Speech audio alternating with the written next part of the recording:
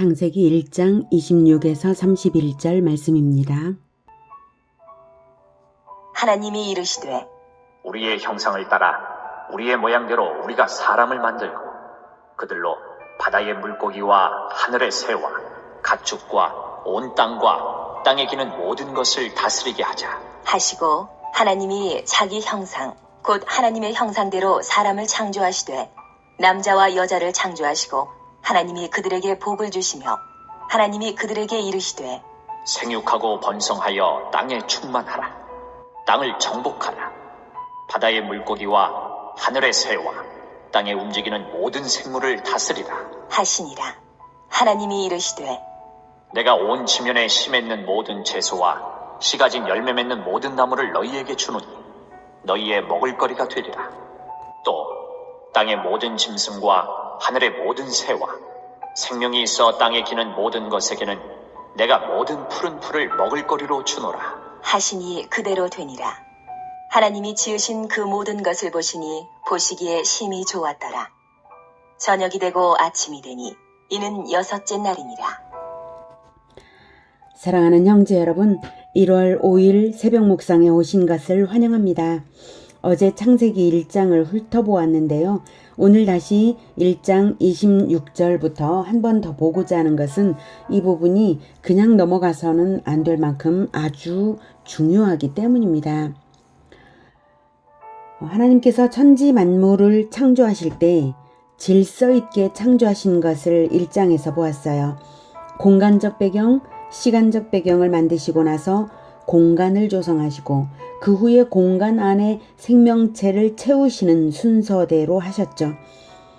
그리고 마지막에 사람을 만드셨습니다. 사람이 가장 중요하니까 가장 마지막에 만드셨습니다. 26절을 보면 중요하다는 정도가 아니라 창조의 목적이 인간 창조에 있구나 하는 것을 알 수가 있습니다. 26절 하나님이 이르시되 우리의 형상을 따라 우리의 모양대로 우리가 사람을 만들고 라고 하십니다. 하나님의 형상은 하나님의 아들에게 부여하셔야 하는 것이죠.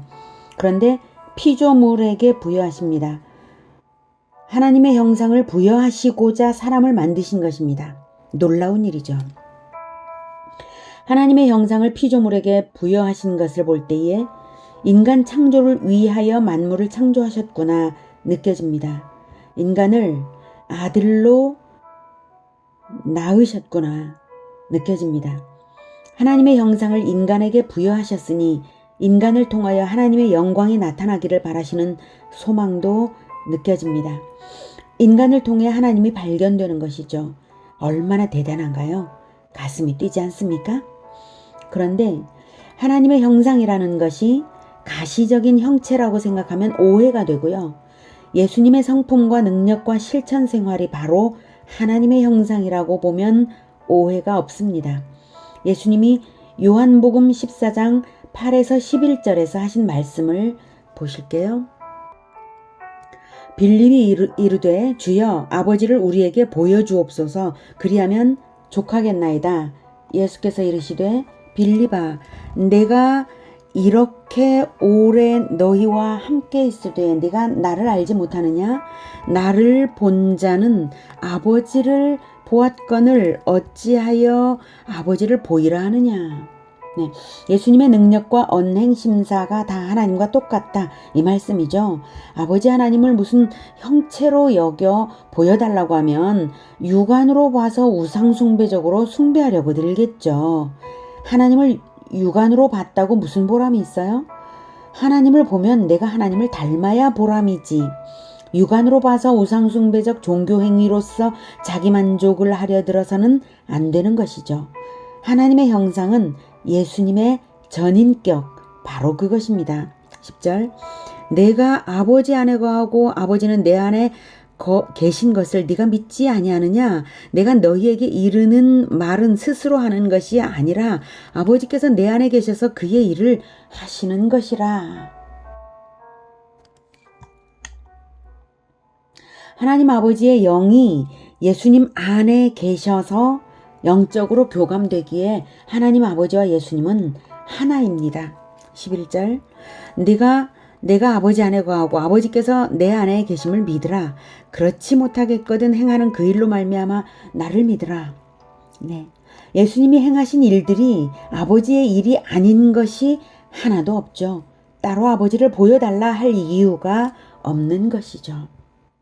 제자 빌립은 하나님의 신비한 모습을 가시적으로 보여주시기를 바랐는데요.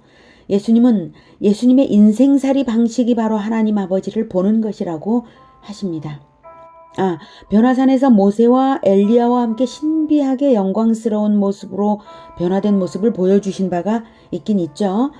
그래서 가시적으로 나타난 부활체의 영광이 있지만 우리가 하나님의 형상을 회복한다고 할 때 하나님이 우리에게 바라시는 것은 예수님의 신앙 성품과 실천 생활을 담기를 바라시는 것이죠. 영광스러운 형체는 그 결과입니다.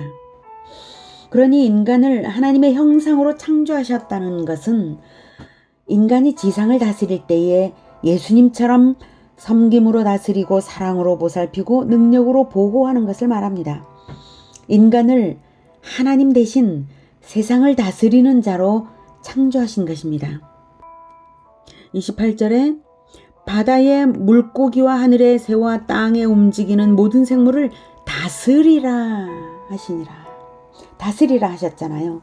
하나님의 형상을 입고 태어날 인간이기에 다스리는 자로 창조되었습니다.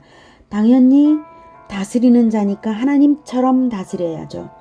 하나님의 성품으로 예수님이 섬기시는 방법이 바로 다스리는 방법입니다. 천상계의 왕이 하나님이신 것처럼 지상세계의 왕으로 권세가 부여되어서 창조된 것이 바로 사람입니다. 하나님의 대리자인 것이죠. 정말 인간 창조 자체가 대단한 은혜죠. 우리는 태어난 것만으로도 감격스러운 존재들입니다.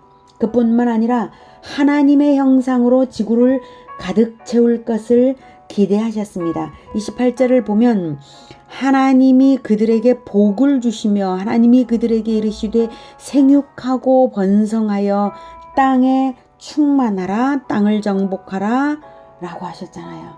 네, 그래서 이렇게 다스리라 하셨잖아요. 생육, 번성, 충만, 정복, 다스림이 바로 복인 것을 알 수 있습니다. 생육부터 시작되는 충만의 복입니다. 하나님은 하나님의 형상으로 지구를 충만하게 채우기를 바라셨습니다. 문제는 하나님의 형상이 범죄로 말미암아 파괴되면서부터 생육과 번성이 액면 그대로 복이 되지 않게 되었다는 데 있습니다. 첫 범죄의 현장을 3장에 가서 보겠습니다만 첫 범죄는 인간을 완전히 감염시켜 놓았기 때문에 첫 범죄 이후 인간은 죄를 피할 수가 없는 죄의 종이 되고 말았습니다. 그래서 출산 그 자체로는 육신만 출산할 뿐이지 진정한 충만도 다스림의 권세도 되지 못하게 되었습니다.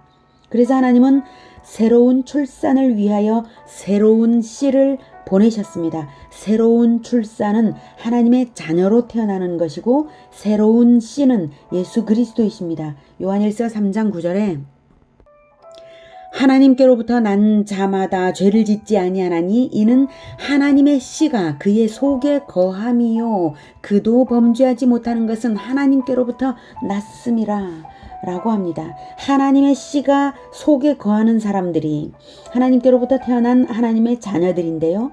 하나님의 씨가 어떻게 속에 거하게 되었을까요? 요한복음 1장 12, 13절에 그 답이 있습니다.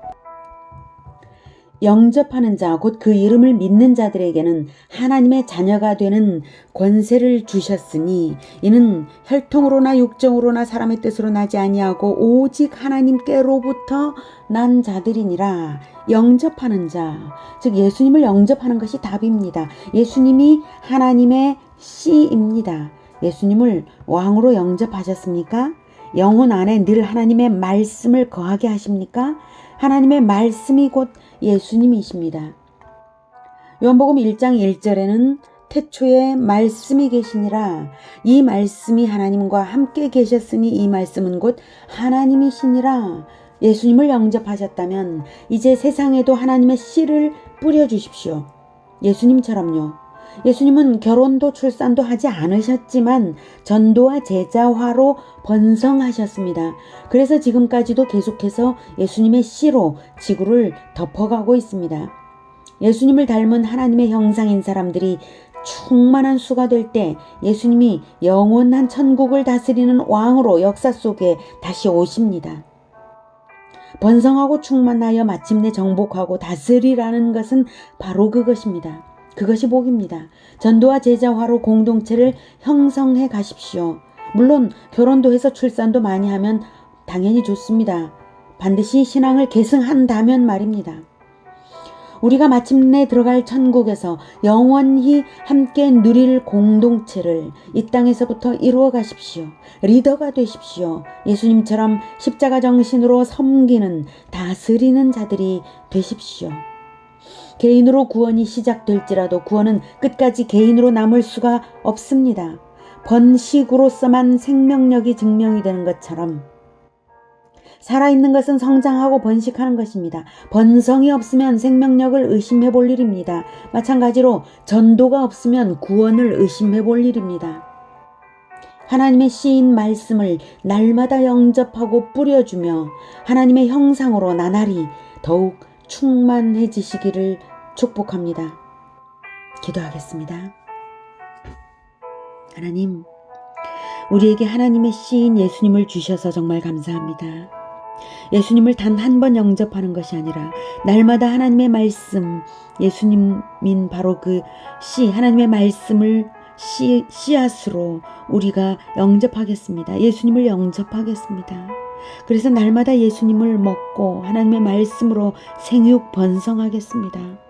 하나님의 말씀을 뿌려주고 예수님을 영접하게 하겠습니다. 하나님, 우리를 하나님의 말씀으로, 진리의 말씀으로, 예수님으로 충만하게 하여 주시옵소서. 우리가 계속해서 뿌려주어서 하나님의 형상으로 이 지구가 충만해지게 하여 주시옵소서. 이 충만한 수가 찰 때에 예수님께서 다시 오신다고 하셨사오니 우리가 더욱 열심으로 전도하며 제자화를 하며 충만한 수가 되기까지 공동체를 이루고 또 개척하겠습니다. 주님, 속히 오시기를 기다리며 우리가 그렇게 하겠습니다. 우리를 사용하여서 이 세상을 충만하게 하나님의 형상으로 충만하게 하실 예수 그리스도 이름으로 기도드립니다. 아멘. 이어지는 시간은 개인 기도 시간입니다.